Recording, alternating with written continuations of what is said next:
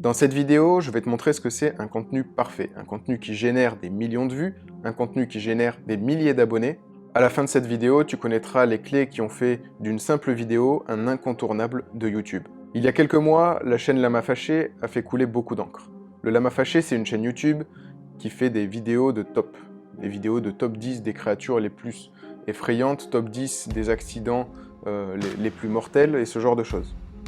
Le Lama Fâché, c'est une des chaînes les plus suivies en France et c'est une des chaînes dont on ne connaît pas le propriétaire. Beaucoup d'enquêtes ont été faites pour retrouver le propriétaire de cette chaîne et à ma connaissance, seule l'enquête de Sylvain a abouti. Je connaissais Sylvain depuis très longtemps grâce à Becherel Tamer et j'ai découvert sa chaîne YouTube début 2019. Avant son enquête, il faut savoir que la chaîne YouTube de Sylvain regroupait environ 50 000 abonnés. Et de mon point de vue, l'enquête qu'il a fait pour retrouver le propriétaire du Lama Fâché est un vrai coup de génie.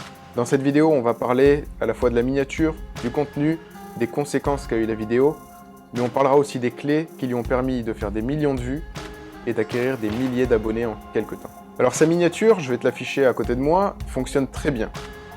On a la tête du lama, que tout le monde connaît, parce que tout le monde a déjà vu une vidéo du Lama Fâché. On a écrit en gros Lama Fâché, donc on sait de quoi ça va parler. Avec l'image de la tête du lama plus Lama Fâché, on est sûr que ça va parler voilà, du Lama Fâché. En plus de ça, on a l'Empire et l'identité. L'identité, c'est ce qu'on a toujours voulu savoir sur le Lama Fâché. Et l'Empire, c'est quelque chose qu'on n'avait pas encore imaginé, mais en fait, ça laisse penser que le Lama Fâché, c'est quelque chose de très gros. C'est plus qu'une chaîne YouTube. Donc, ce sont deux mots qui vont donner envie de regarder cette vidéo. Et en plus de ça, ce qui nous achève complètement, c'est quand on voit écrit l'enquête.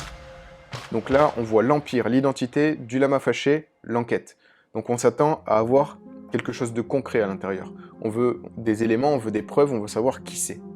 Et on veut savoir surtout si la personne en question, donc Sylvain, a réussi à mener à bien son enquête et s'il a réussi à trouver l'identité du Lama Fâché. Donc là, j'ai pris quelques notes, j'ai analysé toute la vidéo, j'ai pris quelques notes sur le déroulé de sa vidéo et sur la structure de sa vidéo.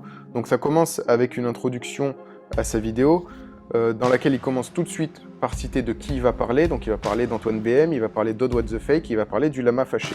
Et il annonce aussi qu'il y a eu une enquête faite par Odd What The Fake qui a complètement foiré, une enquête dans laquelle elle a fait des genres de faux témoignages. Elle a amené aucune preuve concrète de qui pouvait être le Lama Fâché, elle a juste envoyé de fausses accusations vers Antoine Blanche-Maison. Donc il annonce clairement le but de la vidéo dès l'introduction, il veut savoir qui se cache derrière cette chaîne YouTube qui a plus de 5 millions d'abonnés, et il va mener l'enquête pour trouver la personne physique qui se cache derrière ça. Tout de suite après, il enchaîne avec des données concrètes relatives à la chaîne Lama Fâché. Donc, il donne son placement dans le top des youtubeurs, il donne le rythme de publication de cette chaîne, il donne le nombre de vidéos, etc. Et ensuite, il rappelle qu'il y a eu une enquête qui a été faite par Odd What The Fake, qui a complètement foiré et qui a fait, je pense qu'on peut appeler ça un bad buzz. Tout de suite après, l'enquête démarre et il essaye de savoir l'ampleur de l'empire du Lama Fâché. Il va nous montrer étape par étape toutes les recherches qu'il a faites. Il va nous mettre des impressions d'écran avec les informations qu'il récolte. Bien sûr, il a changé toutes les informations pour ne pas avoir de soucis avec les données personnelles, mais il a pris soin de tout remplacer par d'autres données pour que ça nous paraisse un maximum réel. Donc ensuite, il nous parle de Odd What The Fake et d'Antoine BM. Odd What The Fake avait mené une sorte d'enquête dans laquelle elle accusait Antoine BM d'être le Lama Fâché, parce qu'il avait un blog qui s'appelait Lama Fâché à l'époque, parce qu'il a une sorte de boîte aux lettres un peu cachée, anonyme, je ne sais plus comment elle appelle ça, alors que c'est tout simplement une adresse postale. Donc là, il finit de poser le contexte. Donc on a un peu l'étendue de l'empire du Lama Fâché, on sait ce qui a été fait au niveau des enquêtes, et maintenant il va nous apporter sa propre enquête. Ensuite, pendant plus de 10 minutes, il va nous montrer toutes les données qu'il a réussi à récolter, toutes les preuves que c'est telle ou telle personne qu'il a réussi à récolter. Il va apporter un maximum d'informations concrètes, appuyées par des impressions d'écran pour vraiment appuyer ce qu'il dit. Et il nous montre tout le cheminement de comment il passe d'une simple adresse mail de récupération à une autre adresse mail, et ainsi de suite, à un compte Twitter, un compte Instagram, des comptes Facebook. il arrive à recouper des informations, à retrouver des adresses mail similaires, et tout ça fait que ça laisse penser que c'est telle et telle personne. Et à la fin de la vidéo, on arrive au Saint Graal. On pensait avoir simplement peut-être une photo avec un visage flouté d'une ou des personnes qui tiennent le lama fâché, mais en fait, il a même réussi à retrouver les comptes Instagram personnels des deux propriétaires, en l'occurrence d'un propriétaire et d'une personne de sa femme qui l'aide à gérer le lama fâché. Et là, il offre le Saint Graal aux viewers, c'est-à-dire qu'il montre des stories Instagram, il montre des vidéos, il montre des photos, il parle presque un peu de leur passion et de leur quotidien à ces personnes-là. On arrive à s'imaginer la vie des personnes qui gèrent le lama fâché. Et j'appelle ça vraiment le Saint Graal parce qu'en fait, on ne s'attendait pas, moi personnellement, en regardant son enquête, je ne m'attendais pas à avoir autant d'informations comme ça à la fin. Et quand on regarde une vidéo comme ça, une vidéo d'enquête, c'est pour savoir le résultat, qui se cache derrière la chaîne du lama fâché, mais on ne s'attend pas forcément à voir des photos, des vidéos, etc. Et ça donne vraiment le sentiment d'avoir réussi son enquête, d'être remonté jusqu'au compte Instagram personnel des deux personnes qui gèrent la chaîne YouTube. Et à la fin de sa vidéo, au cas où on n'aurait pas tout compris ou pas tout suivi, il donne une sorte de schéma avec le cheminement entre toutes les données et tout ce qui laisse penser que ce sont ces deux personnes qui gèrent la chaîne Lama Fâché. Et c'est un schéma qui est vraiment très bien fait. On voit la relation entre toutes les adresses mail, on voit les comptes Instagram, les comptes Facebook, les données qui ont été recoupées pour arriver à cette conclusion-là. Donc la vidéo a été uploadée le 26 juin 2019. Je connaissais déjà la chaîne de Sylvain avant cette vidéo-là et il manquait vraiment de visibilité. Et cette vidéo-là lui a fait un grand bien parce qu'il méritait vraiment plus de visibilité. Le sujet était bien choisi, le sujet était chaud, le sujet générait de l'intérêt. C'était la bonne vidéo, le bon sujet au bon moment. La vidéo est très bien réalisée, l'enquête est très prenante, on a tous les visuels qu'il faut pour avoir le sentiment de participer à l'enquête avec lui. Il a réussi à condenser des heures de recherche en quelques minutes très prenantes. Et chaque nouvelle information qu'il découvre nous donne envie de connaître celle d'après parce qu'on a vraiment ce sentiment que ça nous rapproche petit à petit de qui se cache derrière cette chaîne. Sa vidéo a été un réel succès. Il a réussi, juste après la publication, à générer des milliers, des centaines de milliers et même des millions de vues maintenant, parce qu'elle en est à 2 millions de vues cette vidéo.